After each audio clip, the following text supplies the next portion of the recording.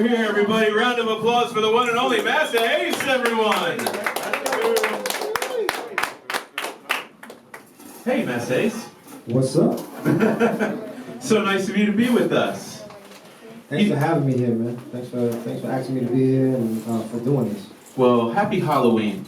And thank you for wearing the appropriate colors. Exactly. I think it's really important that we represent the, a crazy day. Today's a crazy day in a crazy world, It's 2020.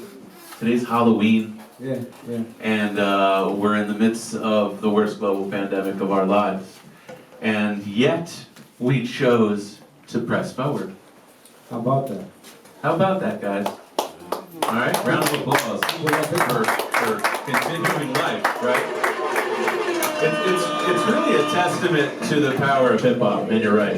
It's a testament because, we were set to open a 14,000 square foot museum over across town on New York Avenue, and that was the week before the pandemic hit. Wow. And the government was all set, DC government, to give us millions of dollars, and we had to pivot. And you're sitting now in our pivot, which is an art gallery. It's nice though. Right? So this is our first foray into doing inductions in a smaller setting. Yeah. Right? A little bit smaller, but no different passion, no different energy and enthusiasm. That's right. And in fact, maybe even more, because I think everyone in this room has a lot of love and feelings for Masta Ace. Yeah. Right? Especially wifey. And what we dug up, because we like to dig up things at the Hip Hop Museum, is Masta Ace's 1993 press kit. Damn. From Delicious Vinyl, Delicious Records. Look at that, even with the glossy. Hey. And even with a typed, if you can see it, literally typewriter typed press kit, okay?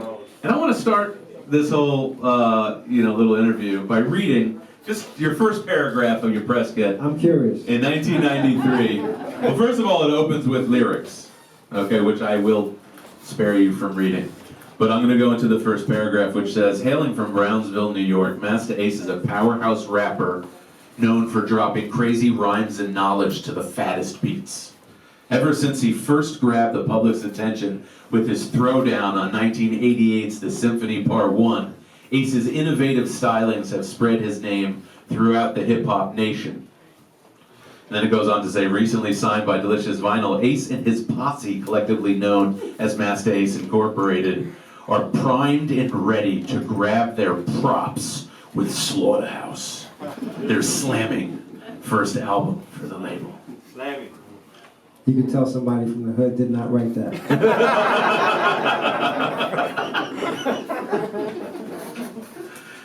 Hey, but listen, Masta Ace, I'd like to think that, we know each other a little bit and we, we're friends. And lately you've been posting some nostalgic pictures.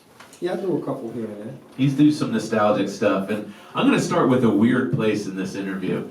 Something inside of me tells me that you didn't actually want to be a rapper at first. Well, when you say want to be a rapper, in my mind, to be a rapper wasn't a destination. It was just something we did around the way. To me, rapping was like riding a skateboard. That's just what we did in the neighborhood for fun. And so there was no concept of it being a career where you could actually make a living doing it. It was just something you did for fun. So in that regard, you are correct. So the other day you posted you grew up in everyone knows you grew up in Brooklyn. Yep. If you know anything about Masta Ace, that's like the main thing you know. And you grew up in Sheepshead Bay, is that right? No, I grew up in Brownsville. In Brownsville. As you just read. But you went to school in Sheepshead Bay. High school. High school in Sheepshead Bay, right? Yep. So there's something that tells me that you would have been just as happy being a professional football player. Am I right about that? That was, when I was a senior in high school, my aspirations were to go to college, maybe play some college ball and perhaps make it onto an NFL team. But, those dreams that's the dreams of probably 4,000 seniors a year that played the sport. And I didn't have enough guidance around me for me to take a realistic approach to sports.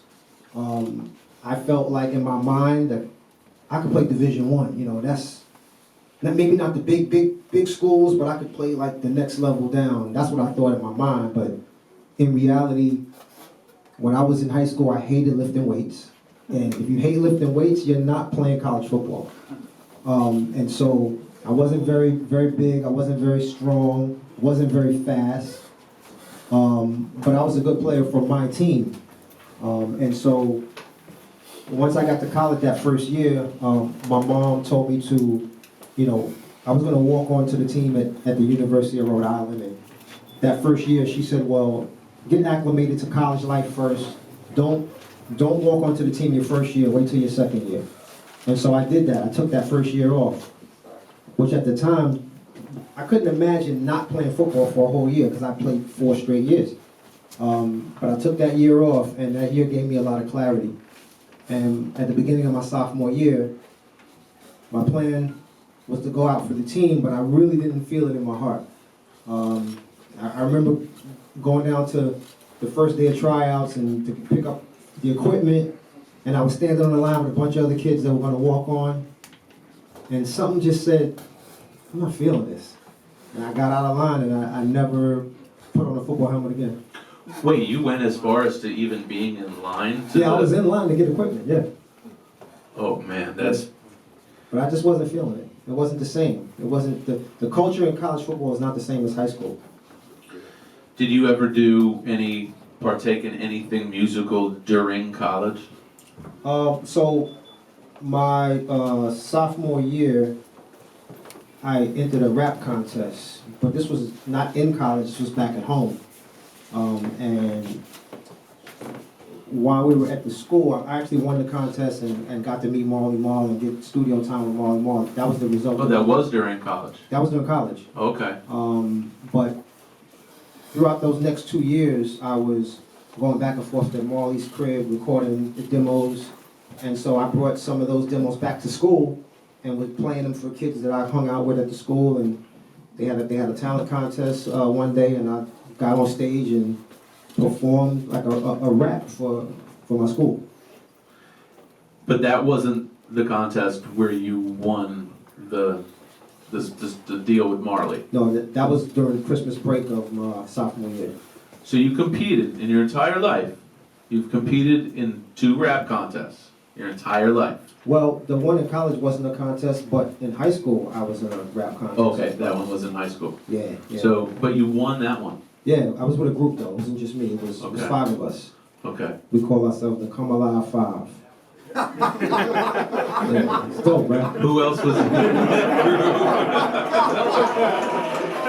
Come Alive 5. Come Alive 5. So all the guys up in the group were teammates on the football team. Okay. My boy Curtis Scott, Thrill Love. My boy Louis Harrell, Lou Love. My boy Ken McFadden. He was Ken Do. And my boy Ice, who eventually wound up rapping on my album Slaughterhouse. Okay. A couple years later. Okay. So we go from that contest with your football buddies. Yep. And then we fast forward, I guess maybe like 3-4 years later, right? As a sophomore in college. Yep. You find a flyer for this Marley Marl contest? How'd you even hear about this? So my boy Scooter, who lived in Brownsville as well, he lived in Marcus Garvey Village, not too far away. He called me up and he's like, yo, I'm about to, he know I rap, we rap, He's like, I'm about to go down to this contest in Queens, you want to roll? And I was like, nah, it's Christmas, I'm home with the family, we having dinner and everything. I said, that wouldn't be cool. So I said, nah, and I hung up. My mother overheard the conversation and she's like, well, we already ate, like, why don't you go hang out, go, I was like, for real? She's like, yeah, go ahead. I called him back, and he told me where to meet him on the train. Jumped on the train, met him, and we went out to Queens, New York, to a United Skates of America skating rink.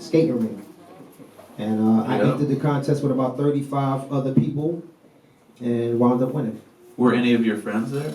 My boy Steady Pace, who wound up being my DJ later on, he went. My boy Rodney from my building. Rodney actually brought in his radio and recorded the whole contest, so I have it on cassette, the actual contest at home. Really? How interesting you've chosen to share this with us. We're gonna have to talk about that later. That's amazing. So, okay, so my guess is, first of all, I think it's incredible that you even finished college, because if I'm in a contest, right, Marley Marl contest, and I win, and then I win like a deal with Marley Marl, I'm like, see you later, college. Nah, but not you. Nah, because to be honest with you, I won the contest. This was Christmas, so December, January of that year.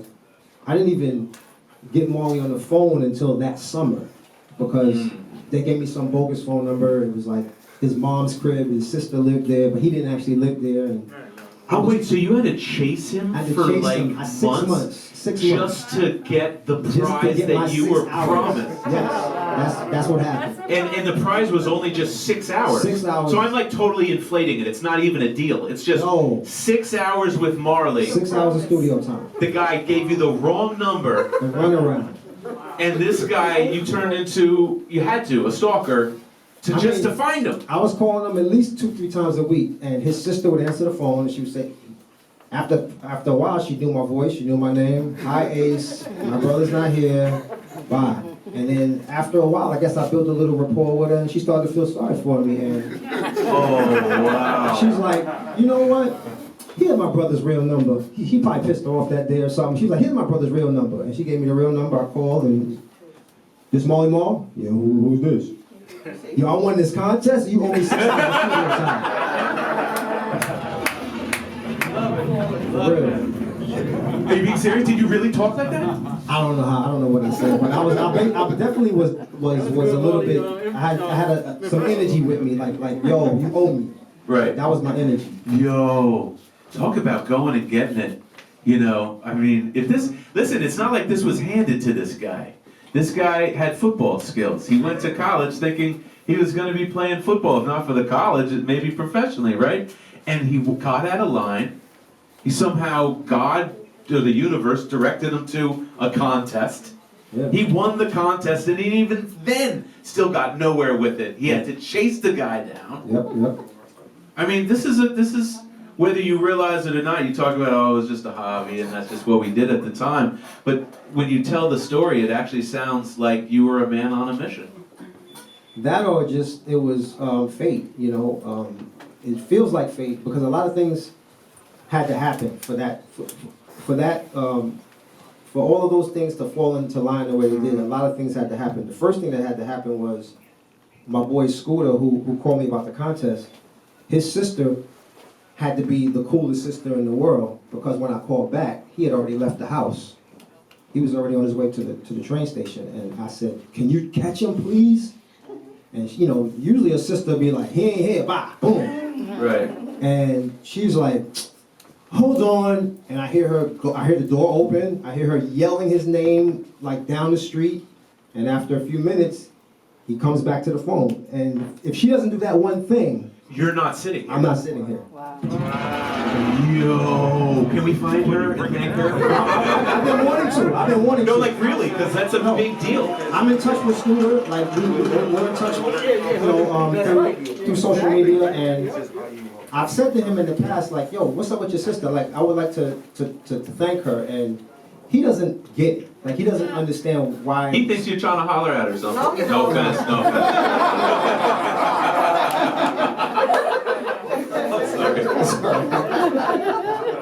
You don't think that? One day, I'm gonna thank her. One of these days, she has to be told. She has no clue. She has no clue of her role.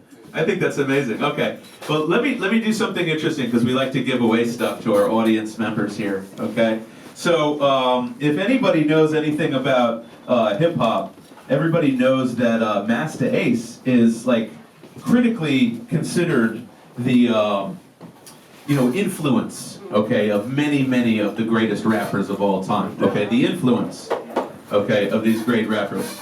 But what we're going to do right now is we're going to talk about, I'm going to hold up a picture, okay, and these are pieces of art that we're giving away. Nice. And you're going to just say kind of like what influence, if any, that this artist had on you.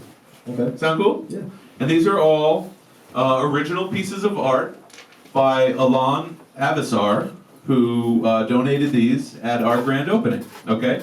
So here's the very first artist. That's nice. That's nice. Huge influence. When I first heard Rakim, like, it made me change everything I was doing, as far as how I was writing, the way my flow, everything. I was like, okay, what I'm doing is not good enough, because that's like another level. So I started to change how I wrote and how I flowed. Kane was the next guy that I heard that made me make changes to what I was doing. You know, his wittiness, his punchlines, his rapid fire words that rhyme back to back, like all of that was like, it just opened my mind up as a writer and as an MC to the possibilities in terms of how you could rhyme. Because, you know, coming up in the 80s, you know, you pretty much typically the last word in each line rhymed, and that's what you did. But then Kane comes out and he's like, I rake and take and break and shake and make, and I'm like, okay, let's rearrange the furniture a little bit. And you know, so he definitely was a huge influence on the way I started to write. Way I started to write. Billy Rust. Okay. Let's see here. What can you say about this MC? Well, I kind of already touched on it. I knew he was coming next. When I heard Eric B. as president in my neighborhood in Brownsville, when I heard that song, it completely blew my mind, because nobody was rhyming how he rhymed, and that's what it really is supposed to be about as an MC. When you're writing, you're supposed to be trying to push the envelope instead of following what everybody else is doing. You're supposed to be like, okay, nobody ever did this before. Let's try this. And when I heard him, it made me understand that you could do more with these words than what appeared to be possible. And I owe that to that guy. Birthday girl from New York. Hey, let me cut in first. Happy birthday! Happy birthday. You talked about Eric B. as president. Oh, hold on. Give me your microphone for 1 second. I actually muted it because I'm mean like that. You talked about president. What about melody? What kind of influence did melody? Did it have more of an influence on my melody?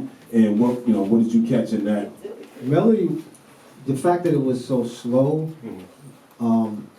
made it dope, and it was really just the same type of wordplay. Yeah, the way he wrote, put the words together. Both of those songs really were game changers for me as a writer.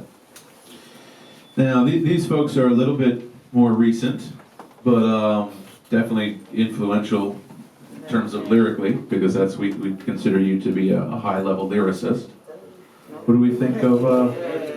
Funked out the spot, man. Yo. Yeah. Redman to me was always one of the most outrageous, lyrically outrageous dudes. Like, he was always trying to say the wildest stuff to make people go, like, what? Like, just shock value rhymes. And as an MC, okay, you know, throw a few shock value lines in there. Like, I wouldn't be as like, every other line with him is a shock value line. I'll throw one in there. You know, he's throwing like back-to-back shock value lines, but definitely a dope lyricist, and mad respect for Redman. But I also feel like Redman got a good dose of Masta Ace influence in him. I don't know about what you guys think. I never noticed it, but we all listen. We all influence each other. Are you a Redman fan? Absolutely. Absolutely, bro. Absolutely. There you go. All right, and the last one we're going to get to before we get to the donation is Method Man. What do you think of Method Man? Meth was my favorite personality in Wu-Tang. He was my second favorite MC in Wu-Tang, Jizza being first, because to me Jizza was more cut from my cloth in terms of the way he rhymed, but Meth, Meth was flow, and he made you understand what flow was, because when he was on a beat, he was like this with the beat, and you know, everybody can't do that. I'm always, when I'm recording my stuff, I'm always trying to find that groove, because it's not easy. You know, you say all the words right, but it's just not in that pocket. And Meth is one of the guys to me that is always in that pocket. You can almost see him in the studio. When you're hearing the word, you can hear him how he's moving when he's rhyming. And he's always taking these breaths, like, especially his earliest records, it was always like, he'll say a line and go, and that's it. But the breath was like part of it. It's part of it, yeah. And it's funny that you put Meth and Red up, because I see those guys a lot of times in Europe. We tour in Europe together a lot. They're always overseas. Yeah. Let me real quick sneak a two-parter in. G-Rap is the first, and if you could answer your opinion on the symphony between G-Rap and Kane. You're not the best, Right. because that's relative, it's your favorite. If you could, I know that's a compromising position to put you in. Well, listen, the day we recorded the symphony, you know, I spit my verse, Craig spit his verse, and then G-Rap goes in the booth. And as soon as I heard his rhyme, I was like, I should have said something else. Are you serious? I should have said a different rhyme. Oh. And a lot of people don't know this, but the rhyme that's on the symphony that G-Rap spit isn't the first rhyme. He actually spit a different verse that was so long that the tape ran off the machine. And Marley's like, come on, man, you gotta cut this down. It's too long, like there's no place for Kane to rhyme. He's like, all right, I'll spit something else. So he just put this like 60-something bar rhyme, and instead of cutting it down, he just spit a different rhyme, and that's the rhyme we hear on the song. But just imagine how dope the first one was. So you're telling me that exists somewhere? A 60 bar It exists. G-Rap? Marley has it somewhere, unless he recorded over it, which I don't know. Oh my He may have God. recorded over it. You have a question? I love, wait, can you give her your mic, Shaquan? Hold on, we got questions from the audience. I love that. That's great. Go for it. So at what point did MCs start counting bars? That's a good question. I definitely wasn't counting bars on my first album. I didn't really have the concept of that. I just kind of figured where it's supposed to end. I don't know when we started saying, 16, spit an 8, like, much later though, much later. Like, late 90s, mid-90s maybe? I can't recall talking about 16s until way later. But the math was there in terms of... Yeah, it was. It was like a feel though. I definitely wasn't counting bars.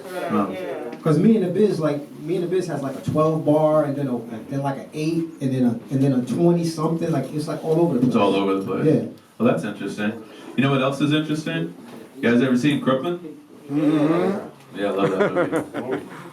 You want to know one of the cool things we accrued for Masta Ace's own shadow box in the museum? Check this out, guys. Oh, hell yeah.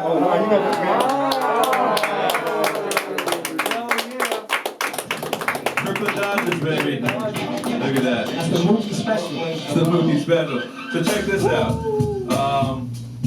We have something that hopefully soon will be hanging in our cafe, which is also adorned with a lot of amazing pieces from our collection.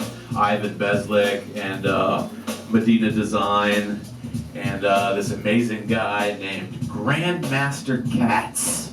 That's right. The Notorious K-A-T-Z. Have you heard of this guy? No. Well, you should have, because come on up here. Oh, you want me to Grandmaster, yeah, you're gonna have to. I'm sorry. Grandmaster Katz. Please speak to this microphone. Okay, so come on up here, Andy Katz. right there. Come on up on stage here. Okay. So, one of the cool things about the Hip Hop Museum, in addition to having this like world-renowned collection, is that we have a world-renowned staff. And I really mean it. Every single one of our staff, from curators to videographers, shout out Birth of Hip Hop and Cortez McKay, our digital designer and marketer, CLB, our curator, our music director, our historian. We take this crazy seriously. Yeah. Okay? because you legends deserve it. And one of the people that's been directing us from a creative standpoint, helping us hang our exhibits, helping us, get in touch with all these legends, is Andrew Katz. And he does an incredible series that a lot of people aren't familiar with, but should be, which is kind of this, what's the name of the Delta Bravo? So he does a Delta Bravo series, and rest in peace, Jam Master Jay. Just the other day, on the anniversary, of Jam Master Jay's passing. Yesterday, he shared this incredible documentary and he goes around. He loves hip hop so much that he recreates the actual photographs from the albums and the movies, and he goes to the actual locations, and he went around searching for Jam Master Jay, right? And Run DMC. And Run DMC. There's a really beautiful documentary on the Hip Hop Museum's YouTube page if you want to check it out. Okay? But the other thing that I really think that you should check out is this original piece that Andy did just for Masta Ace and this induction. And would everybody take a moment to look at this unbelievable piece of art? Wow. Round of applause for Andy Katz, everyone. Okay, so soon enough this piece will be hanging in either our art gallery, hopefully Andy Katz, where's Malcolm Riddle? Shout out Malcolm Riddle and the entire Mad Urgency Public Enemy family. Shout out LBC and Public Enemy. Hopefully Andy will have a full show here, right? Wouldn't that be cool? It would be. To have all of Andy Katz's piece here? Okay. So hopefully we'll have that coming soon, okay? Now let's go right to it. I'm really excited. Yeah, you take your seat back. Okay. Thank you so much, Andy, by the way. Thank you. Thanks for I appreciate it. Let me put that right there. Okay. Where is our curator, Red Summer? There she is. Red Summer curates everything in this museum. I'm not exaggerating. Afiba, we might need you to swivel around over here on this camera. We are going to unveil, yes, the young lady on the scoop right behind you. You might want to come this way or slightly away, ever so slightly. Let our broadcast engineer through. We're going to let him through. Okay, we're going to do like the countdown again, guys, okay? Remember, we did this for Disco B. So, you guys remember the single, Crooklyn Dodgers? Yeah. Hey, DJ RBI, drop that track because in 5, 4, 3, 2, 1.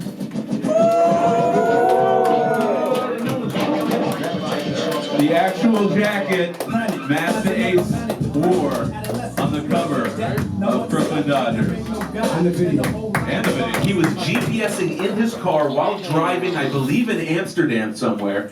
And I just believe that you're such a good, humble, great person that first interview I had with you speaks to the person that you are. That you were busy, you didn't even know where you were, and you were still willing to do the interview over Skype while weaving your way through the streets of Amsterdam. It's the magic of T-Mobile. Well, I just want to say how much we love you and appreciate you. And without further ado, Afiba, let's run this induction video for the one and only Masta Ace. Instead of me coming out here and thanking the people that I usually thank or whatever, because all those people who had something to do with my album know who they are, I made me a little list of MCs that I wanted to name off that inspired me to bring me where I am today, you know? Because honestly, I wouldn't be here without them. So the list goes like this, and it's not in this order, but the list is this. Run DMC, the Beastie Boys, LL Cool J, Cool G Rap, Masta Ace, Masta Ace, Masta Ace, Masta Ace, Masta Ace.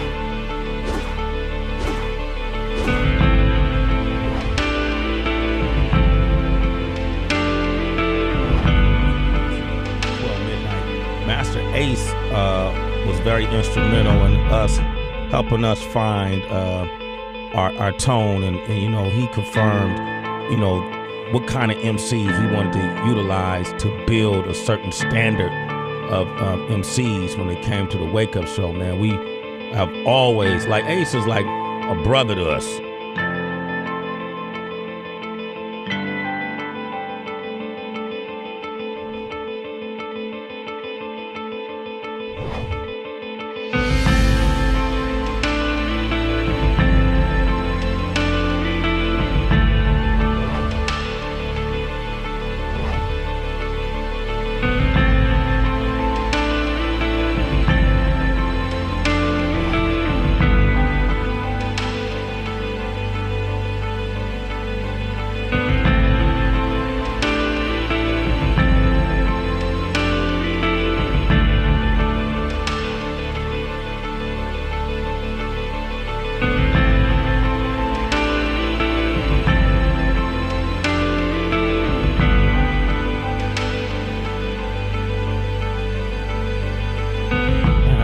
Take on it, man. You know what?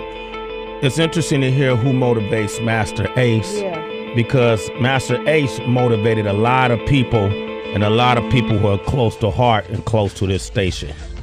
This is Slim Shady. The first record I heard of Master Ace was I Am the Man, but I'm not the one with the can in his hand. I'm down with the different kind of street band, and I appear from place to place as the Music Man, aka Master Ace. Like most of us, Ace came across my radar in about '88. He was featured on Marley Marl's genre-changing compilation LP, In Control Volume 1. On songs like Keep Your Eyes on the Prize and Simon Says, we were introduced to the Brownsville wordsmith, and he showed us why he was worthy of induction into Marley Marl's iconic Juice Group. It was Ace in his opening verse on the game-changing song The Symphony that cemented his worth and kept our ears peeled. The part that really caught me was, I project my voice so it's right in the crowd. There's a sign on the door, no biting allowed. And if you didn't read it, I suggest you do so, or you'll be stranded, just like Caruso. Some of that Rakim word cadence that he spoke of earlier. So this kid didn't come and play around. I caught that very early. 89 brought us Letter to the Better and Together, single. These label mates with Big Daddy Kane, cats like that on Prism. And this solidified the validity and power of his pen game. 1990's full-length album, Take a Look Around, showcased the depth and versatility that would define the remainder of his career and set Ace apart from his contemporaries. Me and the Biz showcased his creativity, while the title track, And I Got You, revealed his intelligence that would be a hallmark in his further output. He would resharpen his lyrical swords a year later with the Juice Crew comrades, lending a verse to Marley Marl's Symphony, Part 2. Later with his Juice Crew, 1993 Slaughterhouse LP under the name Master Ace Incorporated, saw Ace join forces with Paula Perry, Lord Digger, and Icy Rock, delivering what felt almost like a parody of the then dominant gangster rap subgenre that gained a huge mainstream following at the time. This LP yielded Ace his biggest hit up to that point, G-Pass. The next year gave birth to the Crooklyn Dodgers, a trio consisting of Ace, Buckshot, and Special Ed. The trio delivered not only the highlight of the soundtrack to Spike Lee's Crooklyn, but a classic piece of work that still has beatheads these days pondering the source of the sample. Like my man RBI was just talking about. In fact, I think RBI asked Tip what the sample was, and Tip wouldn't tell him. A rework of the G-Pass, titled Born to Roll, became the centerpiece of Ace's next album, Sitting on Chrome, and simultaneously made Ace a bi-coastal force and continued his foray into the idea of the concept album, which he would soon master to perfection. Over the years, Disposable Arts, Long Hard Summer, Son of Yvonne, Falling Season, Brooklyn Story has cemented Ace as one of the most innovative and clever writers and visionaries in a genre that has largely abandoned creativity and independent thought decades ago. But Ace continues to come off stronger and longer, even with the drum off. Master Ace.